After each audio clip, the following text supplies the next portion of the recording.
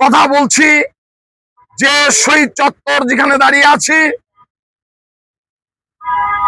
24-এর 4 এবং 4 তারিখে 4ই আগস্ট তারিখে শহীদ রাব্বি স্বৈরাচারী ফ্যাসিস্ট হাসিনা সরকারের বাহিনীর সাথে যুদ্ধ করতে গিয়ে আমাদের সামনে যে রেলিং আছে এই রেলিং এর পাশে নির্মমভাবে ওত পেতে থাকা হাসিনার গুন্ডা বাহিনী শহীদ রাব্বি ছাত্র দলের সাবেক যুগ্ম আহ্বায়ক যুগ্ম সাধারণ সম্পাদক নিরিখ করে তার বুকে গুলি করে রাব্বির সাথে সাথে